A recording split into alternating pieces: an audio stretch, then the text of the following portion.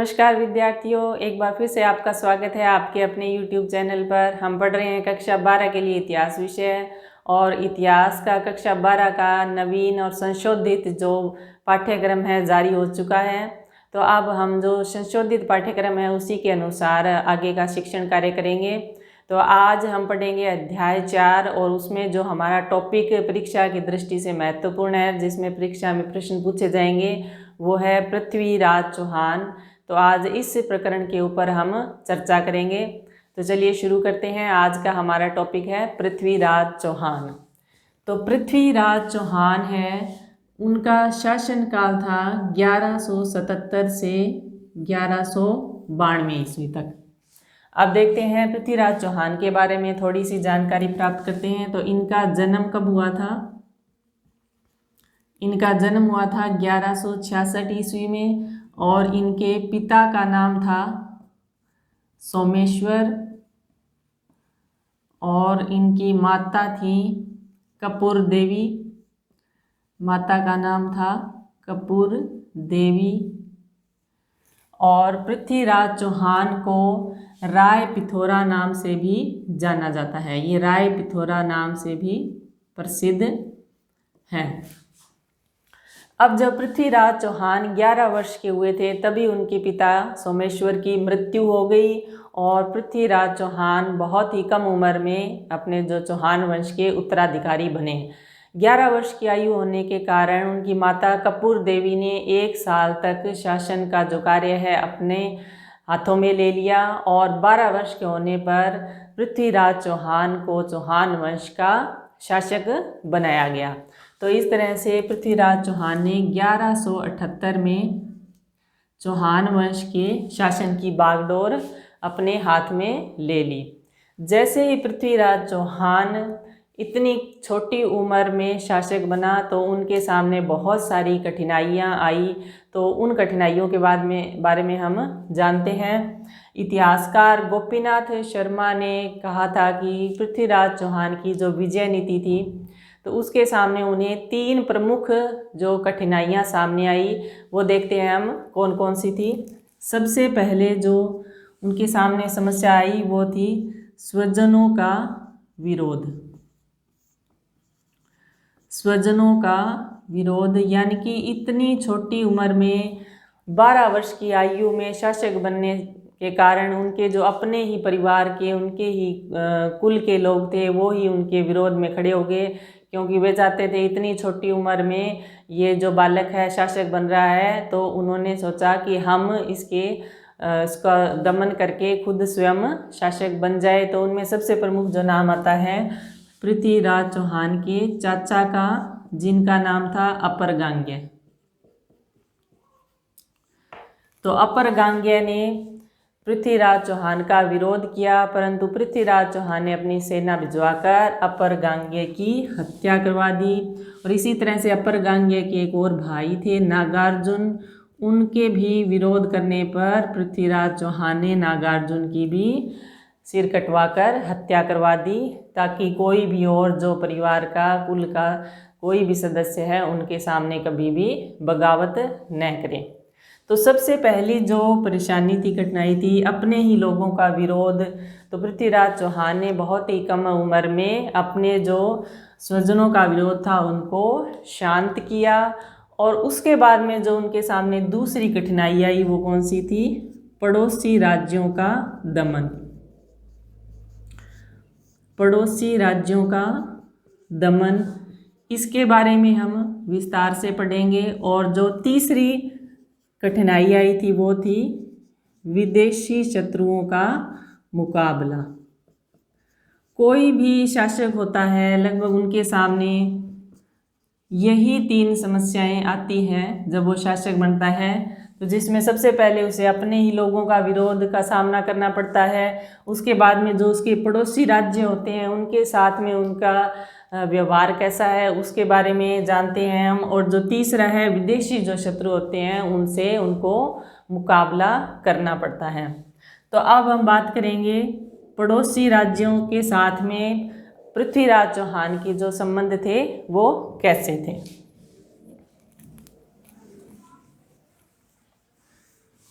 तो सबसे पहले हम बात करेंगे, तो इस तरह से हम एक नक्शा बना लेते हैं टेम्परेरी सा। तो मान लेते हैं ये है अजमेर, और जो सबसे पहले पृथ्वीराज चौहान को गुरुग्राम या गुड़गांव के एक जाति थी, उपद्रवी जाति थी भंडानक, भंडानक नाम की एक उपद्रवी जाति थी, उनके विरोध का सामना करना पड़ा, क्योंकि वो उत्तरी दिशा में थे और ये क्या है अपनी सीमा बढ़ाते बढ़ाते आगे ले आते थे। तो इस तरह से पृथ्वीराज चौहान ने सबसे पहले जो एक भंडानक नाम की उपद्रवी जाति थी 1182 ईस्वी में इस विद्रोह को शांत किया, भंडानकों को उन्होंने पराजित किया। उसके बाद में हम देखते हैं, देखिए जो पृथ्वीराज चौहान था वो अजमेर और दिल्ली का शासक था, दिल्ली तक उनका शासन था। तो सबसे पहली जो विजय उनकी थी वो थी भंडानकों पर, उन्होंने विजय प्राप्त की। और उसके बाद में महोबा एक राज्य था जिसकी सीमा पृथ्वीराज चौहान के जो राज्य था उसके साथ में लगती थी। तो महोबा के एक शासक थे परमार्दी देव चंदेल, चंदेल शासक थे परमार्दी देव चंदेल। तो इन पृथ्वीराज चौहान और परमार्दी देव चंदेल जो महोबा के शासक थे, इनके राज्यों की सीमाएं आपस में टकराने लगी, जिससे इनमें धीरे धीरे क्या है वैमनस्य की स्थिति उत्पन्न हो गई। और अब ये एक दूसरे पर युद्ध करने के लिए कोई बहाना खोजने लगे। इसी तरह से पृथ्वीराज चौहान को एक बहाना मिल गया। परमार्दी देव चंदेल ने पृथ्वीराज चौहान के कुछ सैनिकों की हत्या कर दी, जिस कारण पृथ्वीराज चौहान ने महोबा पर क्या कर दिया, आक्रमण कर दिया सन 1182 ईस्वी में ही। तो 1182 ईस्वी में महोबा पर आक्रमण किया और परमार्दी देव चंदेल को पराजित किया, और वहाँ पर पृथ्वीराज चौहान ने अपनी विजय पताका फहराई। तो भंडानकों के बाद में पृथ्वीराज चौहान ने महोबा पर विजय प्राप्त की। उसके बाद में जो पृथ्वीराज चौहान के शासन के राज्य के पूर्व में एक राज्य था कन्नौज। कन्नौज का शासक था जयचंद्र गहड़वाल, जयचंद्र गहड़वाल वंश का शासक था जयचंद्र गहड़वाल। इनकी स्टोरी हम, इनकी कहानी अभी पढ़ेंगे, उससे पहले जो हम इधर देख लेते हैं गुजरात की तरफ। गुजरात की तरफ गुजरात के एक शासक थे भीमदेव सेकंड, भीमदेव सेकंड जो कि चालुक्य वंश के थे। चालुक्य वंश का शासक था भीमदेव द्वितीय जो कि गुजरात का शासक था। इनकी कहानी हम पहले पढ़ लेते हैं। कन्नौज की स्टोरी जो थोड़ी सी लंबी है वो हम बाद में पढ़ेंगे। तो यहाँ पर जो है आबू स्थित था, आबू राज्य यहाँ पर स्थित था। तो आबू की एक राजकुमारी थी इच्छिनी, जिसका नाम क्या था, इच्छिनी नाम की राजकुमारी थी, जिससे गुजरात के शासक भीमदेव द्वितीय विवाह करना चाहते थे। परंतु पृथ्वीराज चौहान जो कि अजमेर का शासक था, उसने आबू की राजकुमारी इच्छिनी से विवाह कर लिया, जिससे गुजरात का जो शासक था भीमदेव सेकंड वो क्या है नाराज हो गया, और इन दोनों में आपस में पृथ्वीराज चौहान में और भीमदेव द्वितीय में आपस में कटुता पैदा हो गई। एक कारण ये भी माना जाता है, और कुछ इतिहासकार एक कारण ये भी मानते हैं कि पृथ्वीराज चौहान और भीमदेव द्वितीय की जो राज्य की सीमाएं आपस में मिलने लगी थी, इसलिए भी उनको आपस में क्या था मतभेद उत्पन्न हो गया। तो छोटे मोटे युद्धों के कारण और कई बार आपस में इनमें संधि भी करवाई गई। एक जगदेव प्रतिहार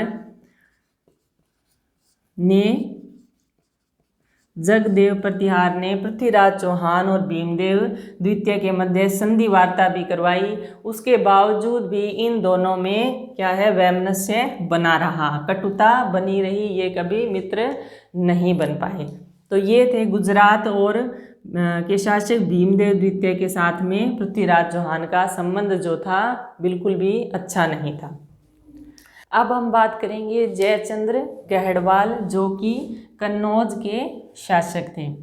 जयचंद्र गहड़वाल जो था, उसके राज्य की सीमा और पृथ्वीराज चौहान की जो राज्य की सीमा जो थी आपस में टकराने लगी, और दोनों ही बहुत ही महत्वाकांक्षी शासक थे। दोनों ही दिल्ली पर नियंत्रण करना चाहते थे। तो इसी कारण से इनके आपस में क्या था, द्वेष उत्पन्न हो गया था। और इसके अलावा एक और जो कहानी है वो है संयोगिता की कहानी, जो कि एक लेखक हुए हैं चंद्रबरदाई।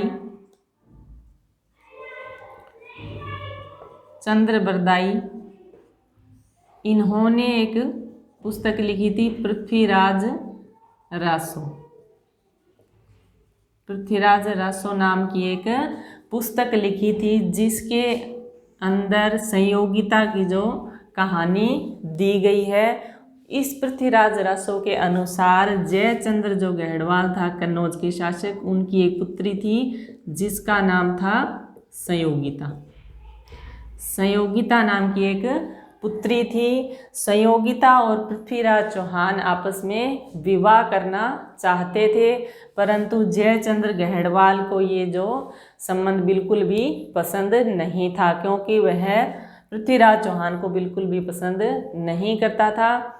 इसी कारण से जयचंद्र गहड़वाल ने एक बार राजसूय यज्ञ का आयोजन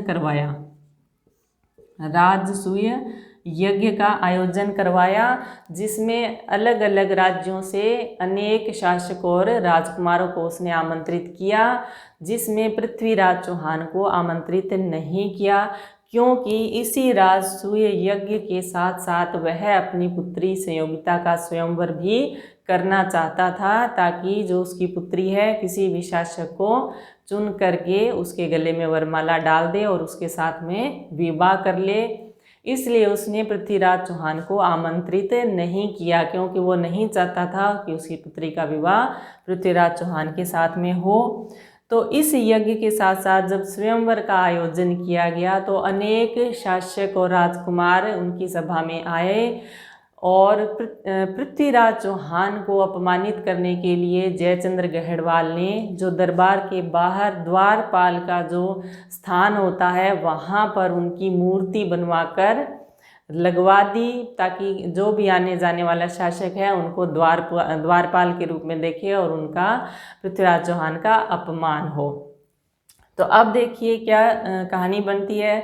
संयोगिता जो है हाथ में वरमाला डाले हुए सभी जो शासक लाइन में बैठे हुए हैं उनके एक एक के पास जाती है, और सभी को धीरे धीरे करके नापसंद करते हुए वह क्या आ जाती है, द्वार के बाहर आ जाती है। और जो द्वार के बाहर पृथ्वीराज चौहान की जो मूर्ति वहाँ लगवाई गई है, उस मूर्ति के गले में संयोगिता जो है वरमाला डाल देती है, और जो सभी शासक होते हैं वो हक्के बक्के रह जाते हैं, और सभी शासक अपना अपमान समझते हुए नाराज होकर चले जाते हैं। इस घटना की जानकारी जैसे ही पृथ्वीराज चौहान को प्राप्त होती है, पृथ्वीराज वहाँ आकर के संयोगिता का अपहरण करके उसे वहाँ से अजमेर ले जाता है। जयचंद्र गहड़वाल पीछे सेना भी भेजता है, परंतु पृथ्वीराज चौहान उस सेना को हरा देता है, और छोटी सी सेना थी उसको पृथ्वीराज चौहान ने हरा दिया, और संयोगिता का अपहरण करके जो है कन्नौज से कहाँ ले आया, अजमेर ले आया। इससे जयचंद्र गहड़वाल जो था और भी पृथ्वीराज चौहान का पक्का शत्रु बन गया, क्योंकि उसने उसकी पुत्री का अपहरण कर लिया। इसलिए कन्नौज और अजमेर में कभी भी मैत्री संबंध स्थापित नहीं हुए। और इतिहासकार तो ऐसा भी कहते हैं कि कन्नौज के शासक जयचंद्र गहड़वाल ने विदेशी आक्रमणकारी जो था मोहम्मद गोरी, उसको भी आमंत्रित किया था, भी उसको कहा भी मैं आपकी सहायता करूंगा और आप पृथ्वीराज चौहान के विरुद्ध क्या है, युद्ध करें। और ऐसा भी मान्यता है कि जैसे ही मोहम्मद गोरी से पृथ्वीराज चौहान पराजित हुआ तो जयचंद्र गहड़वाल की राजधानी में बहुत ही खुशियां मनाई गई। तो इस तरह से हम कह सकते हैं, ओवरऑल हम कह सकते हैं पृथ्वीराज जो चौहान था उसके अपने पड़ोसी राज्यों के साथ में संबंध बिल्कुल भी अच्छे नहीं थे, किसी के साथ में शत्रुतापूर्ण थे, किसी के साथ में द्वेषपूर्ण थे। तो इस तरह से हमने दूसरा जो पॉइंट है पड़ोसी राज्यों के साथ में उसके संबंध, उसके बारे में चर्चा की। इसके बाद में हमारा जो तीसरा पॉइंट है विदेशी शत्रुओं से मुकाबला। शत्रुओं से मुकाबला, तो विदेशी शत्रु जो था पृथ्वीराज चौहान के समय कौन आया था? ये आया था उत्तर पश्चिमी दिशा से आया था मोहम्मद गोरी। तो अब किसका नाम आता है?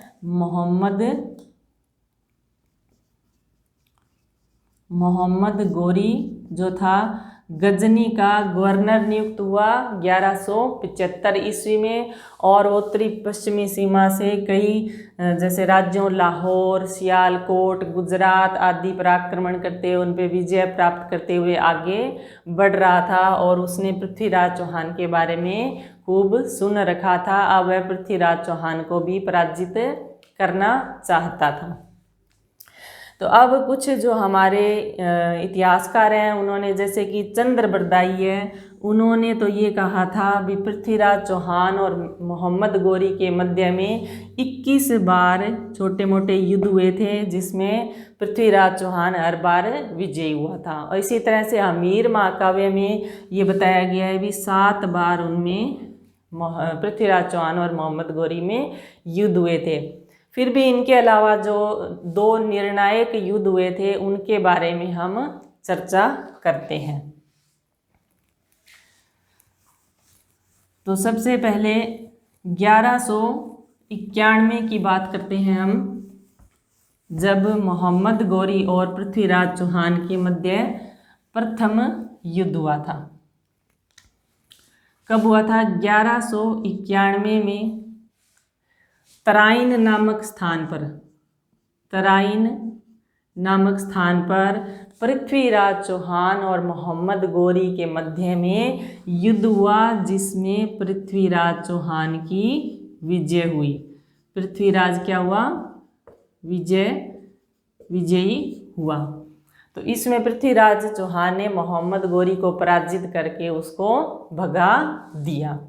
उसके बाद में पृथ्वीराज चौहान ने उसको भगा तो दिया, परंतु उसको मारा नहीं। तो इसी युद्ध के अपमान का बदला लेने के लिए 1 साल बाद ही 1192 में मोहम्मद गोरी वापस तराइन के जो स्थान था उस पर वापस आ डटा, और उसने पृथ्वीराज चौहान को संधि वार्ता में उलझाए रखा। एक तरह से ये उसकी चाल ही कह सकते हैं भी, उसको संधि वार्ता में उसमें लगाए रखा पृथ्वीराज चौहान को। और एक दिन रात्रि को समय देखकर इस तरह से अचानक ही पृथ्वीराज चौहान की जो सेना थी उस पर आक्रमण कर दिया। इस अचानक हुए हमले से पृथ्वीराज की सेना में भगदड़ मच गई, और 1192 में तराइन का जो ये दूसरा युद्ध हुआ था, इसमें पृथ्वीराज चौहान क्या था? पराजित हो गया, और मोहम्मद गोरी की विजय हुई। यानी कि 1192 के द्वितीय तराइन के द्वितीय युद्ध में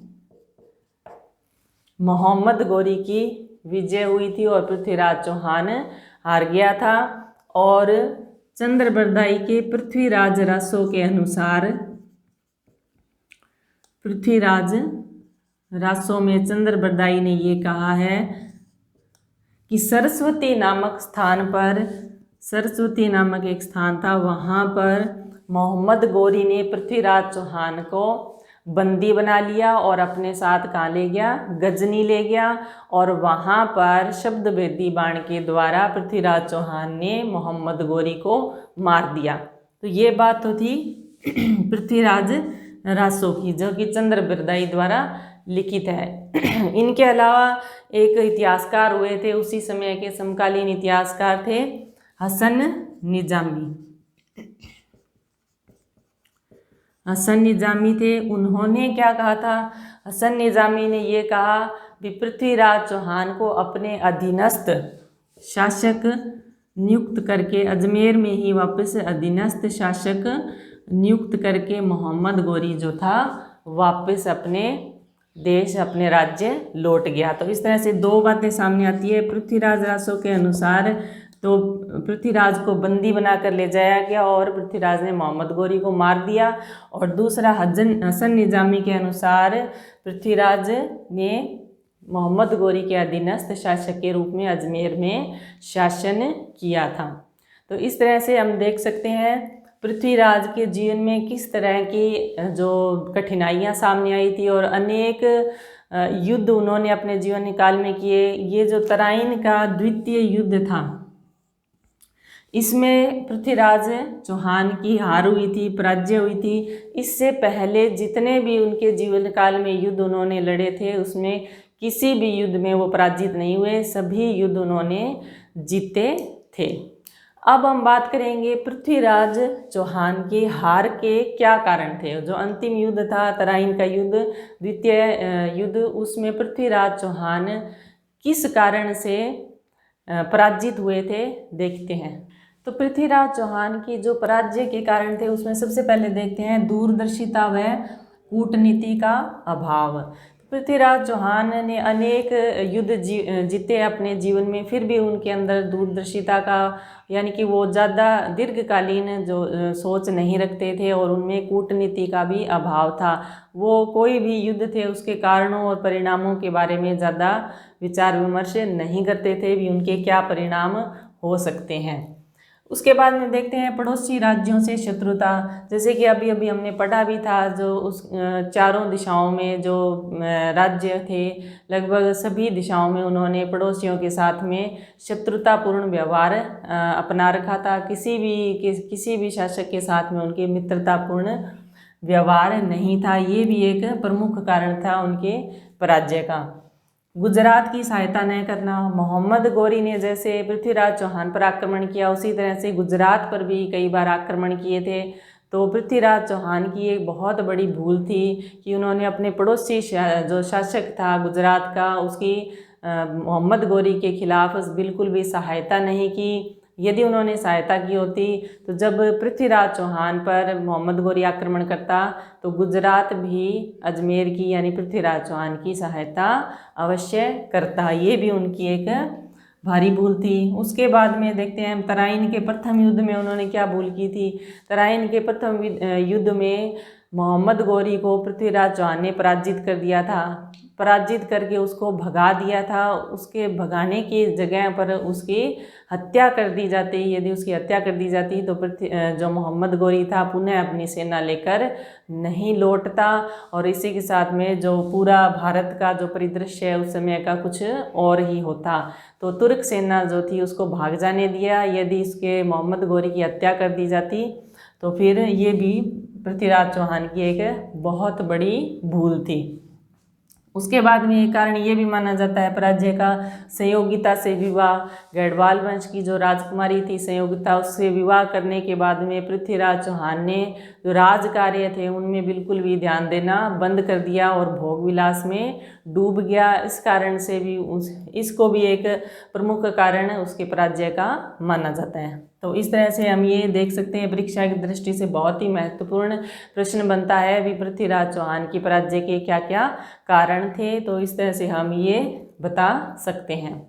इनके अलावा अब हम पृथ्वीराज चौहान का मूल्यांकन करते हैं। मूल्यांकन करेंगे तो पृथ्वीराज चौहान जो था उनमें कुछ कमियां भी थी और कुछ गुण भी थे। इसी तरह से वो एक वीर और साहसी योद्धा भी थे। बहुत ही कम उम्र में उन्होंने अपना शासन संभाला और छोटी सी उम्र से ही उन्होंने बहुत सारे युद्ध जो थे जीतने शुरू किए, विजय प्राप्त की उन्होंने अपने प्रारंभिक जीवन से ही। और इसीलिए उन्होंने दल पंगुल नाम की यानी कि विश्व विजेता दल पंगुल नाम की एक उपाधि भी धारण की, यानी कि बहुत सारे युद्धों को उन्होंने जीता था। सिर्फ एक युद्ध के अलावा उन्होंने सभी युद्ध अपने जीवन काल में जीते थे। इसी तरह से जो पृथ्वीराज चौहान थे उनको विद्यानुरागी भी थे, यानी कि विद्वानों का संरक्षण भी वो करते थे और खुद भी बहुत ही विद्वान व्यक्ति थे वो। ये भी एक उनका बहुत ही अच्छा आयाम है। और उन्होंने अपने दरबार में बहुत सारे जो विद्वानों को संरक्षण भी दे रखा था, जिसमें हम कुछ नाम देखते हैं: विद्यापति गौड़, वागीश्वर, जनार्दन, जयानक, विश्वरूप और आश्चर्यधर नाम के उनके दरबार में बहुत सारे प्रकांड विद्वान भी रहते थे। इनके अलावा जो प्रमुख नाम है और जो उनका प्रमुख राजकवि था उसका नाम था चंद्रबरदाई। जिन्होंने, जैसे मैंने पहले ही बताया था, पृथ्वीराज रासो नामक ग्रंथ की रचना की थी।